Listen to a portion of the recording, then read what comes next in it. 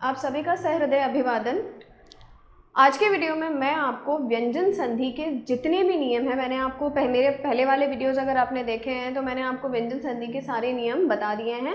तीन नियमों के मैंने आपको वीडियोस बताए थे ताकि आप आसानी से याद कर सकें, आप उसे समझ सकें और उसके सारे उदाहरण भी देख सकें।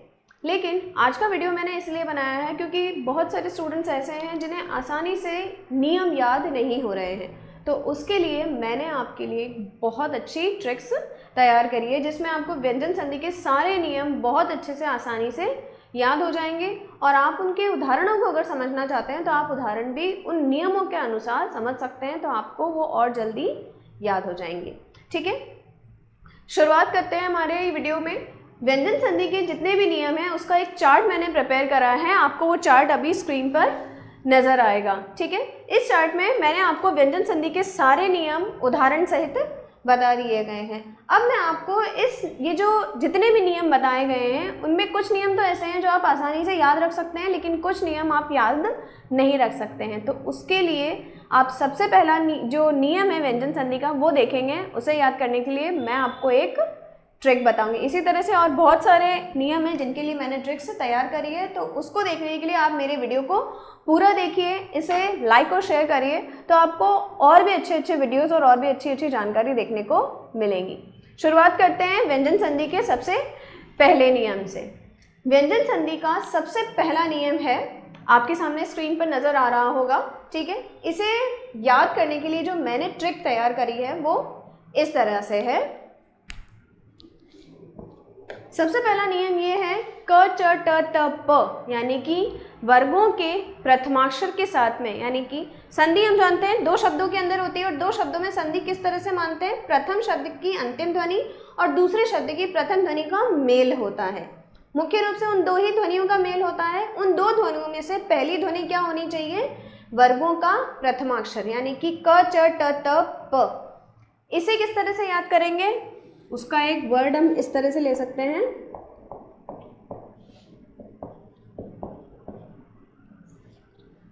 कचोटता प्यार। अब ध्यान रखिए, मैंने जो फ्लो है, जो क्रम है, वो भी इसी तरह से रखा है ताकि आप आसानी से उन जो वर्गाक्षर हैं, यानी कि वर्गों के जो प्रथमाक्षर है उसे याद कर सकते हैं। क वर्ग, च वर्ग, ट वर्ग, ट वर्ग और प वर्ग। क, च, ट, त और प, यानी कि ये हो गए वर्गों के प्रथमाक्षर। अब इसके साथ जुड़ने वाले जो शब्द हैं, जो ध्वनियां हैं वो कौन कौन सी हो सकती हैं। एक बात तो ये कि इनमें से किसी भी वर्ग का जो तृतीय या चतुर्थ वर्ण होता है वो हो सकता है तृतीय या चतुर्थ वर्ण, या फिर हो सकता है कोई स्वर, या फिर य र ल व। स्वर और य र ल व को किस तरह से याद करेंगे, स्वर यार लव, स्वर यार लव। तो ये हो जाएगा हमारा व्यंजन संधि के पहले नियम को याद करने की ट्रिक, याद करने का सबसे अच्छा तरीका। प्रथमाक्षर के लिए हम याद कर सकते हैं कचोटता प्यार, कचोटता प्यार, यहाँ पे क च ट त और प। फिर उसके बाद किसी भी वर्ग का तृतीय या चतुर्थ वर्ण, या फिर स्वर या लव, यानी कि कोई भी स्वर हो सकता है, या फिर य र ल व, यानी य र ल व को किस तरह से याद करेंगे, या लव। ये शब्द ऐसे हैं जो हम आसानी से याद कर सकते हैं और हमारे जहन में रह जाते हैं, तो हमें संधि के जो नियम है उसको याद किया जा सकता है। अब मैं आपको बताऊंगी जब ये जुड़ते हैं, यानी कि जब प्रथमाक्षर के साथ में यदि तृतीय चतुर्थ वर्ण जुड़ता है, या फिर स्वर, या फिर य र ल व जुड़ता है, तो परिवर्तन क्या होता है कि जो प्रथमाक्षर जुड़ा है, जिस प्रथमाक्षर के साथ जोड़ा जा रहा है उसी प्रथमाक्षर का तृतीय वर्ण उसके स्थान पर परिवर्तित हो जाता है। और उस तृतीय वर्ण को याद करने का ट्रिक क्या होगी,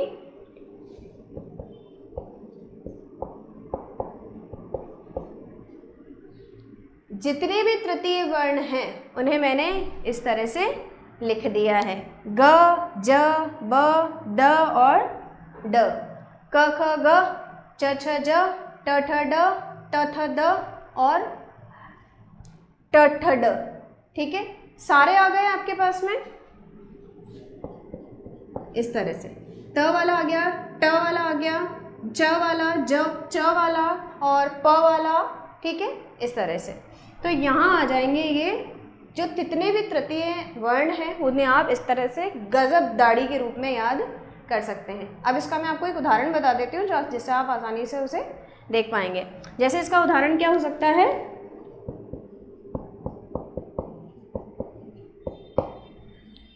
वो हो जाएगा प्रथमाक्षर क, प्रथमाक्षर है, कचोटता प्यार से हमें याद कर लिया। ठीक है, ज क्या है, तृतीय या चतुर्थ वर्ण में से एक है।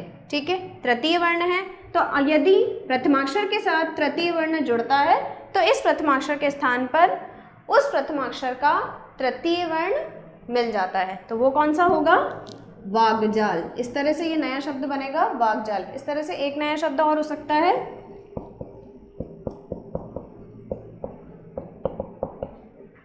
वाक योग ईश, प्रथमाक्षर के साथ स्वर मिला। ठीक है, यदि प्रथमाक्षर के साथ स्वर मिला है तो भी क्या हो जाएगा, उसका तृतीय वर्ण कौन सा होगा, क ख ग हो जाएगा, वागीश। ध्यान रखना, यहाँ जो शब्द, यहाँ जो ध्वनियाँ होंगी यानी कि जो प्रथम ध्वनि, जो मिलने वाली ध्वनि होगी वो स्वर रहित होगी। व्यंजन संधि में सबसे पहले ये ध्यान रखना होता है कि जो प्रथम ध्वनि होती है मिलने वाली, वो हमेशा स्वर रहित यानी कि आधा व्यंजन लिखा जाता है। ये हो गया हमारा प्रथम नियम। अब बात करते हैं हम दूसरे नियम की। आपको चार्ट में दूसरा नियम नजर आ रहा है जो क्रम से लिखा हुआ है। प्रथम नियम जो था वो कचटत वाला यानी कि कचोटता प्यार से याद हो जाएगा। दूसरा नियम है आपके पास उसी तरह से, यानी कि प्रथमाक्षर के साथ यदि अनुनासिक वर्ण या पंचमाक्षर जुड़ता है तो किस तरह से परिवर्तन होता है। आप देखेंगे यदि क च ट त प यानी कि प्रथमाक्षर याद कर सकते हैं आप आसानी से, कचोटता प्यार।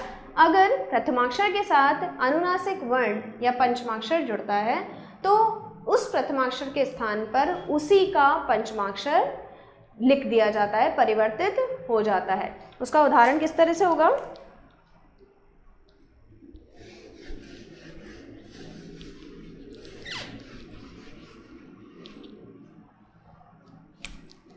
दूसरा नियम कचोटता प्यार प्लस पंचमाक्षर, या आप अनुनासिक से भी याद कर सकते हैं। ठीक है, इसका उदाहरण क्या होगा, जगत योग नाथ।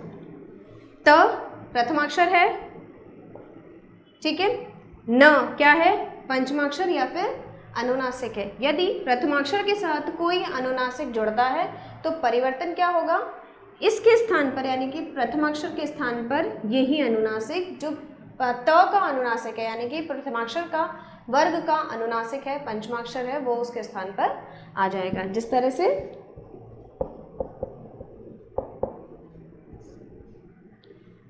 जगन्नाथ, इसका एक उदाहरण चित्त योग मय, यहाँ पर भी क्या होगा,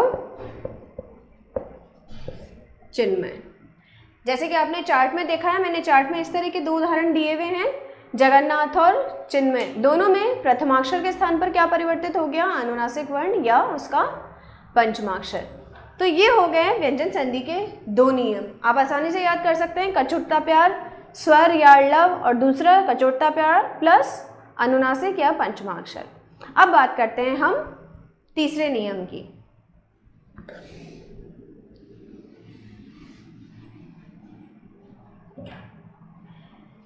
जो चार्ट आपको नजर आ रहा है उसमें तीसरे नियम से लेकर सातवें नियम तक यानी कि तीसरा, चौथा, पांचवा, छठा और सातवां, इन पांचों के लिए, चारों पांचों के लिए मैंने एक ही ट्रिक तैयार करी है। वो किस तरह से है, आप सबसे पहले नियम देखिए। त या द के साथ में क्या जुड़ता है, च, छ, ज, झ, ट, ठ, ड, ढ और ल। अब आप त और द तो आसानी से याद कर सकते हैं कि जो प्रथम ध्वनि है वो क्या होनी चाहिए, त या द, स्वर रहित।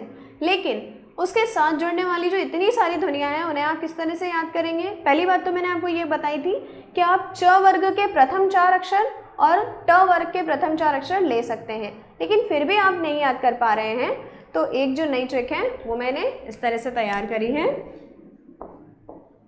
त या द के साथ, ध्यान रखिएगा,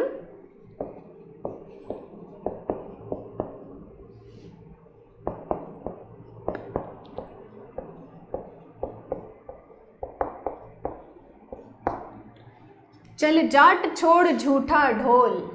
अब मैं आपके सामने वो ध्वनियाँ बताती हूँ जो मैंने आपको उसमें बताई थी। च, ठीक है,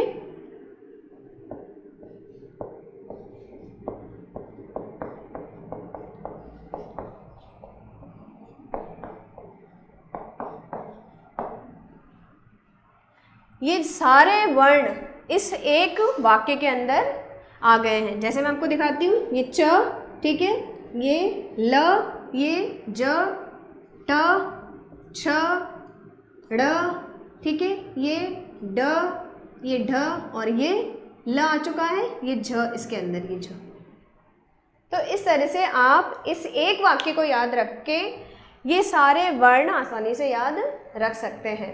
चल जाट छोड़ झूठा ढोल, त या द के साथ यदि चल जाट छोड़ झूठा ढोल, यानी कि इनमें से कोई सा भी वर्ण यदि आता है तो किस तरह से परिवर्तन होगा।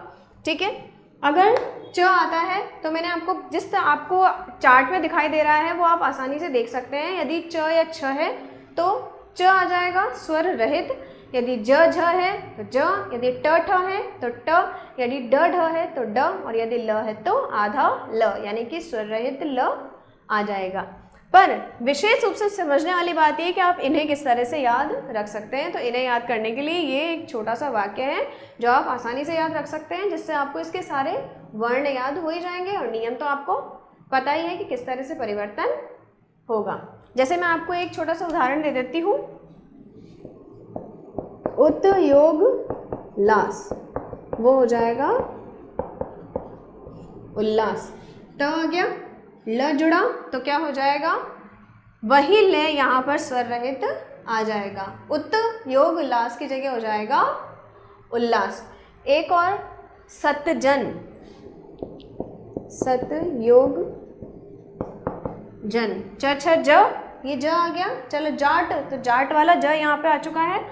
त के साथ यदि ज जुड़ा है तो वही ज स्वर रहित उसमें जुड़ जाएगा। किस तरह से, जब संधि होगी तो वो लिखा जाएगा सज्जन। ठीक है, इस तरह से उत योग डयन, उत योग डयन। चल जाट छोड़, छोड़ वाला ड आ गया है। त के साथ यदि ड जुड़ा तो क्या होगा, उड्डयन। तो ये 3 उदाहरणों से आप इस संधि के नियम को आसानी से समझ सकते हैं। तो यहाँ हमारे व्यंजन संधि के कुल 3 नियम हो चुके हैं। अब आपको जो चार्ट नज़र आ रहा है उसके अंदर 8वां और 9वां नियम आप उसमें देखिए, जो क्रम से है 8वां और 9वां नियम, वो इस तरह से है कि जब त या द के साथ में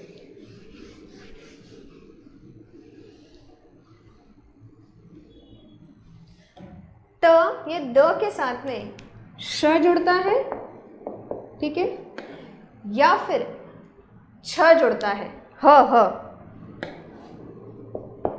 माफ कीजिएगा वो इसका था तो वो मैंने गलती से बोल दिया।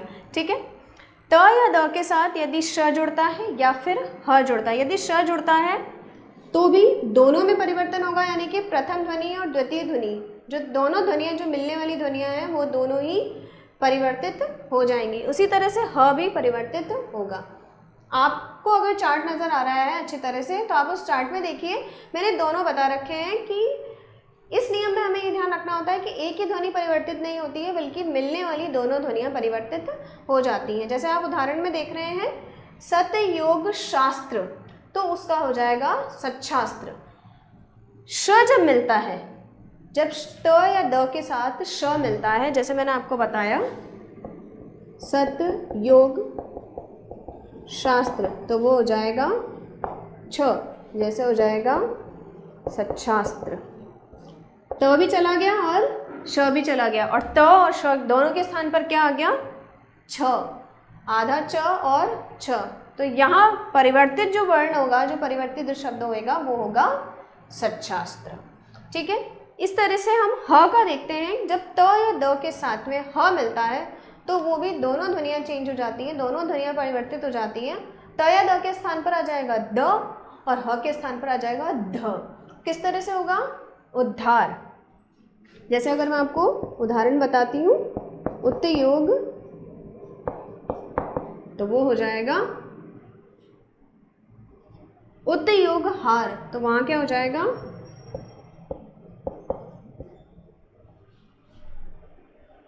उद्धार। इसका जो परिवर्तित शब्द होगा, जो परिवर्तित वर्ण होगा वो इस तरह से होगा उद्धार। उत्योग हार हो जाएगा उद्धार। तो इस तरह से 9 नियम आप व्यंजन संधि के देख चुके हैं। अब अगला नियम के लिए आप चार्ट देखिए, उसमें बता रखा है स्वर के साथ यदि छ जुड़ता है। इस नियम के बारे में मैंने आपको पहले बताया था कि यहाँ हम कई बार ये कंफ्यूज हो सकते हैं कि कहीं ये स्वर संधि तो नहीं है, लेकिन स्वर संधि में कहीं पर भी इस तरह का परिवर्तन नहीं होता है कि छ की जगह च हो जाए। जैसे मैंने उदाहरण आपको दिया है आच्छादन या परिच्छेद। ठीक है,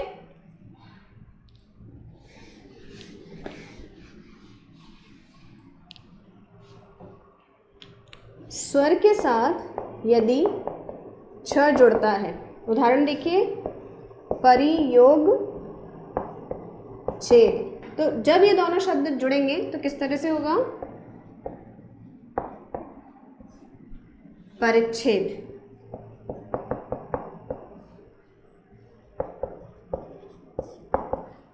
ये भी स्वर है, सॉरी ये भी स्वर है, ये भी स्वर है, यहां जुड़ रहा है छ और छ, दोनों में देखिए छ जुड़ा है। स्वर के साथ यदि छ जुड़ा है तो क्या हो जाएगा?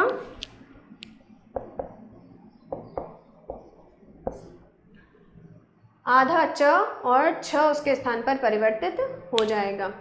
मुझे नहीं लगता किसी स्टूडेंट को इस नियम में भी कोई परेशानी होगी कि हमें सिर्फ ये ध्यान रखना है कि स्वर के साथ कोई यदि छ जुड़ता है तो छ हो जाएगा। अगला नियम देखिए, अगला नियम के लिए मेरे पास आपके लिए एक ट्रिक है, तो आप इसे अच्छे तरह से देख सकते हैं। अगला नियम है 11वां, जिसके अंदर म के साथ में यदि य, र, ल, व, श, स अगर मिलता है तो क्या परिवर्तन होगा? उसके स्थान पर आ जाएगा अनुस्वार। यहां देखिए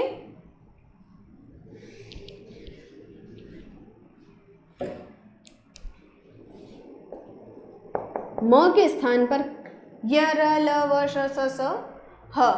मुझे तो याद है, आप किस तरह से याद कर सकते हैं?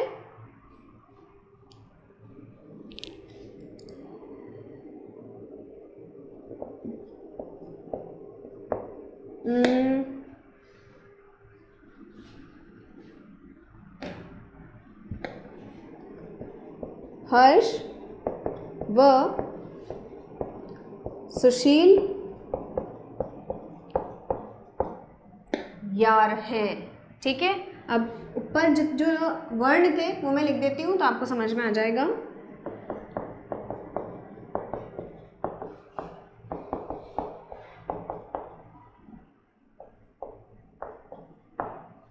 ठीक है, सारे आ गए आपके। हर्ष, ये आ गया हर्ष, व स श, ये आ गया स श, ल यार। ठीक है, इस ह को भी आप लेते तो कोई गलत नहीं है। ठीक है, हर्ष व सुशील यार हैं। इन दो दोस्तों का नाम आपको याद रखना है, अगर आपको ये वर्ण याद रखने हैं। हर्ष व सुशील यार हैं। अगर आप इस एक सेंटेंस को याद कर लेते हैं तो आपको इतने सारे वर्ण याद करने की, अलग अलग वर्ण याद करने की आवश्यकता नहीं है। आप देखेंगे म के साथ में यदि कभी ये हर्ष व सुशील यार हैं, इनमें से कोई सा भी वर्ण मिलता है तो क्या परिवर्तित होगा? वहां पर आ जाएगा अनुस्वार। जिस तरह से सम योग, तो यहाँ क्या हो जाएगा? अनुस्वार आ जाएगा संयोग। ठीक है, सम योग योग क्या हो जाएगा? संयोग हो जाएगा। अगला नियम चार्ट पर आप देखिए, म के साथ में कोई भी वर्गाक्षर जुड़ता है तो इन दोनों नियमों में, ये दोनों नियम आपको कहीं ना कहीं सेम लगेंगे कि कोई भी वर्गाक्षर में तो य र ल व भी आना चाहिए, लेकिन नहीं, वर्गाक्षर कौन से होते हैं, कचोटता प्यार वाले, यानी कि क च ट त प, ये होते हैं वर्ग के अक्षर। इसके अलावा जो जितने भी वर्ण होते हैं उन्हें वर्गाक्षर नहीं माना जाता है, तो उसके लिए हम ये विशेष रूप से लिखते हैं य र ल व श स स ह, क्योंकि स श श ह ये होते हैं ऊष्म व्यंजन, ठीक है, और य र ल वो अलग माने जाते हैं। तो यहाँ हम देखेंगे म के साथ यदि कोई वर्गाक्षर मिलता है, जैसे आप उदाहरण में देखिए सम योग तोष, म के साथ त मिला है, यानी कि त वर्ग का वर्गाक्षर है, तो अगर वो मिलता है तो उसके स्थान पर हम अनुस्वार का इस्तेमाल करेंगे या उसका पंचम वर्ण भी इस्तेमाल किया जा सकता है। यानी कि अगर हर्ष व सुशील यार है, यानी कि अगर यर अलावा शस्त्र समय से कोई भी होता है तो आपको अनुस्वार लगाना है, लेकिन अगर इसकी जगह कोई वर्गाक्षर होता है, यानी कि त थ द ध न क ख ग घ न प फ ब भ म, इनमें से कोई होता है तो आप उसकी जगह उसका पंचम वर्ण या अनुस्वार दोनों इस्तेमाल कर सकते हैं। ठीक है, उदाहरण देती हूँ मैं आपको।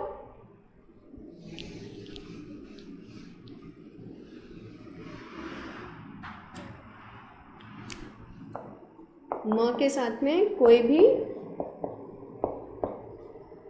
वर्गाक्षर है, ठीक है, जैसे समयोग तोष, तो वो हो जाएगा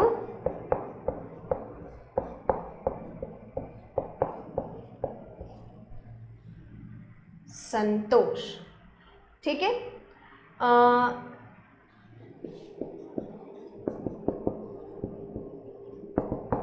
समयोग बंद, तो वो हो जाएगा संबंध या फिर संबंध।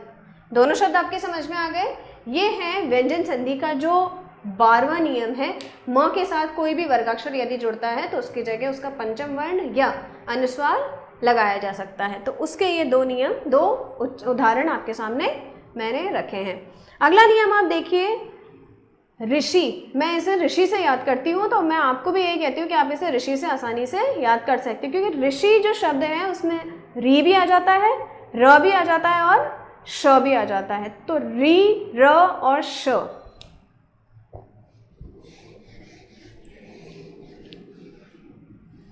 आप देखिए, आपको जो चार्ट नजर आ रहा है उसमें 13वां जो नियम है, जो अंतिम जो दो नियम है उनमें दूसरा नियम 13वां नियम है।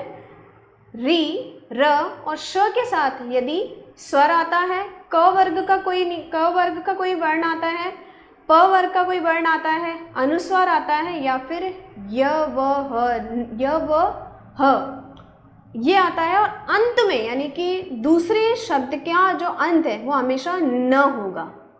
यदि ऐसा होता है तो किस तरह से परिवर्तन होगा, जो न होगा वो ण में परिवर्तित हो जाएगा।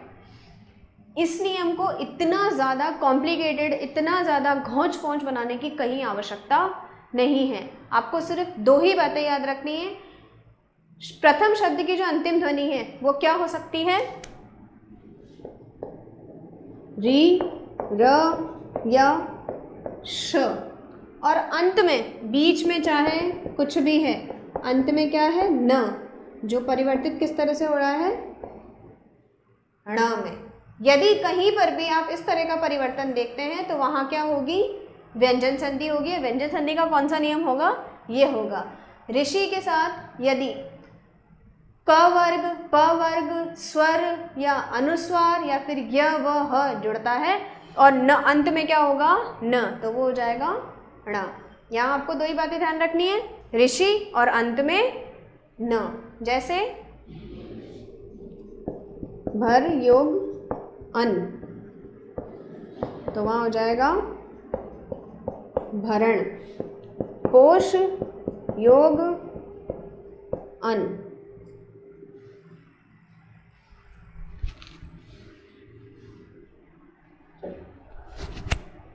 जैसे ऋषि आप लिखते हैं, ठीक है, भर योग अन, भरण। अब आता है हमारा 14वां यानी कि सबसे अंतिम व्यंजन संधि का नियम आपको चार्ट में नज़र आ रहा है। मैंने यहाँ लिखा है ई, उ और ओ और ए, इन चारों वर्णों के ह्रस्व और दीर्घ जो रूप हैं, ये चारों स्वर हैं। तो स्वर का हम जानते हैं दो रूप होते हैं, एक ह्रस्व रूप यानी कि छोटा और एक दीर्घ यानी कि बड़ी मात्रा। अगर जो जुड़ने वाली जो ध्वनि है यानी कि प्रथम शब्द की जो अंतिम ध्वनि है वो ई, उ, ओ और ए का कोई सा भी रूप यानी कि ह्रस्व या दीर्घ रूप होता है और उसके साथ यदि स जुड़ता है तो वो हो जाएगा श। जिस तरह से उदाहरण लिखते हैं,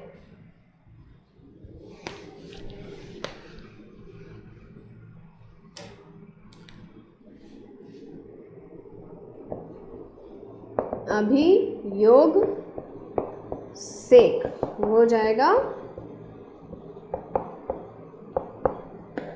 अभिषेक। ये ई साथ में क्या जुड़ा, स। अगर ई, उ, ए, ओ इन दोनों इन चारों की जो ह्रस्व या दीर्घ स्वर मिले, इनमें से कोई सा ई है और उसके साथ में क्या जुड़ा है, स। तो यहाँ क्या परिवर्तित हुआ, अभिषेक की जगह अभिषेक हो जाएगा। इस तरह से एक नियम और है, युधि योग स्थिर, तो यहाँ हो जाएगा युधिष्ठिर। इस तरह से मैंने आपको उदाहरण दिए हुए भी हैं। अगर आपको और उदाहरण चाहिए, आपको इनमें से कोई से किसी भी नियम में कोई भी डाउट है तो आप मुझे बता सकते हैं। और इससे जुड़ी और जानकारियाँ जानने के लिए, व्यंजन संधि, स्वर संधि, विसर्ग संधि, समास, इन सबसे जुड़ी जानकारी जानने के लिए आप मेरे चैनल को सब्सक्राइब करिए, मेरे वीडियो को लाइक और शेयर करिए। मेरा आज का वीडियो देखने के लिए थैंक यू सो मच।